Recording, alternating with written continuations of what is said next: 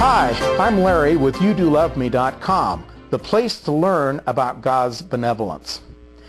In this video chat, I'd like to share with you some things about how events come together in your life that threaten or risk your ability to experience God's happiness. This is Divine Benevolence Part 2, Chat Number 1, Risk Events and Their Consequence. We often think that misfortune in our life happens spontaneously and without warning, that somehow things that happen to us is just bad luck. And certainly there are things that happen to us over which we have no control. Getting hit by an asteroid if you step outside, for example, is one such event. But misfortune in our life can be prevented, at least some of it. And how many times have you said to yourself, "Oh, if I'd only known then what I know now"? The good news is that God's benevolence, in His benevolence, He has provided us early warning signs. He does give us in His Word the wisdom by which to identify what we call risk factors and trigger events. We call them triggers because they somehow work together and trigger something bad in our life. If we know how to identify these triggers and how to neutralize them, and do so the best we can often avoid being thrown off course from that experience of God's happiness. Remember that the objective here is to preserve your opportunity to receive and enjoy God's benevolent happiness He has for you. What you are about to see will enable you to use pen and paper on your own kitchen table to chart and deal with threats and risks to your own experience of God's happiness. This method is not our own invention, but it's an application of two papers written by Thomas Bayes in the 1700s, and both papers are available on our website. Reverend Bayes is best known for his work in the secular world on Bayesian probability, named for its discoverer, Thomas Bayes. Bayesian networks are the state-of-the-art method of today for evaluating risk and managing and evaluating business opportunities and failures. When I first read about this, I asked myself the question, why doesn't someone show ordinary people like me and you how to handle their risks the way the big boys do? God's love and happiness for us is the most valuable thing we have. Doesn't it make sense to guard and protect it? You see, instead of having corporate fortunes at risk, people have their experience of God's happiness at risk. This video is about minimizing the risks to your enjoyment of God's happiness in your life. So, if like many people you've asked the question, if God desires me to share His happiness, why am I not happy? Well, stay right where you are, because God in His benevolence has provided answers. If you learn how to manage threats to your enjoyment of God's happiness, guess what happens?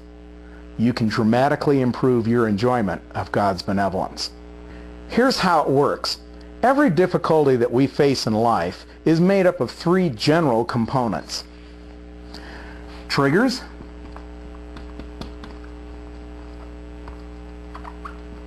risk events,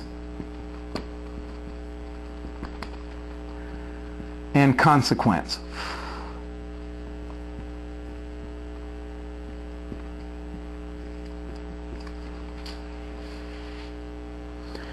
Triggers are those factors that usually by themselves are manageable, often harmless, and sometimes we might even regard them as good things. Things that are triggers are, for example, promises of a business deal, accumulation of wealth. Another one might be suffering want on the other end of the scale. Another one might be a loss of any kind, such as a family member or job, or even a position within a family. A risk event is what happens when one or more of the triggers feeds into it. The risk event is what we would call a problem. We call them triggers because triggers trigger problems called risk events. When the risk event happens, the consequence comes next. And they can be serious. It's the unhappy result that we're trying to avoid. Sometimes the flow of events, from triggers to risk events to consequences, set up what we call a vicious cycle, so that the consequence again feeds and makes the triggers worse. We're going to learn how to stop vicious cycles and how to restore your ability to experience God's happiness.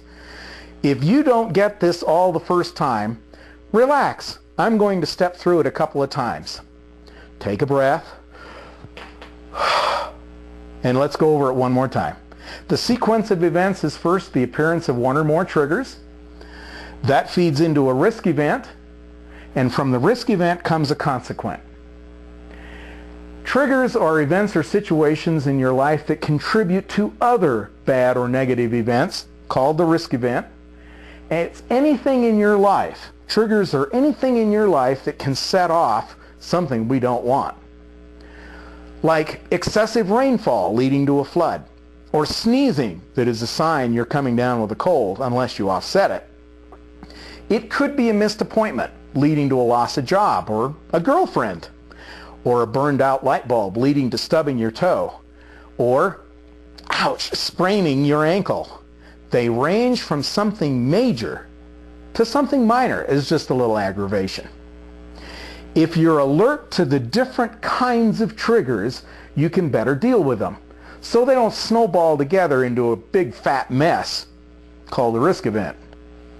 When you see triggers in your life, it's a sign you're likely going to have to deal with them on some level. Here's a happiness principle just for you. Try not to let triggers accumulate in your life. While you may not be able to eliminate them, you do need to learn how to recognize and diffuse them as soon as possible. Once all those triggers are present, then the risk event is activated, and it seems like it almost takes on a life of its own.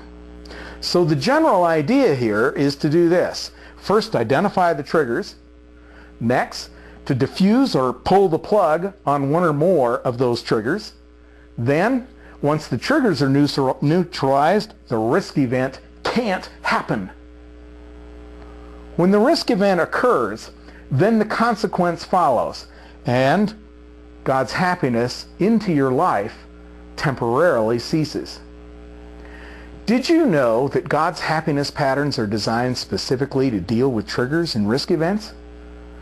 The Bible presents over and over and over again, example after example of people just like you and me, people with pressures and troubles, who had triggers come into their lives and cause them problems. Sometimes the Bible records they diffused the trigger, and sometimes they didn't. The Bible presents both positive and negative examples of this. For right now, bear this general diagram in mind. It's the map of the challenges to your experience of God's happiness. In the next video chat, I'm going to show you a specific example from Scripture. It's one that in Joseph's life that almost led to his murder. We'll learn something about dealing with jealous people, and along the way, we're going to learn how God's benevolence does help us.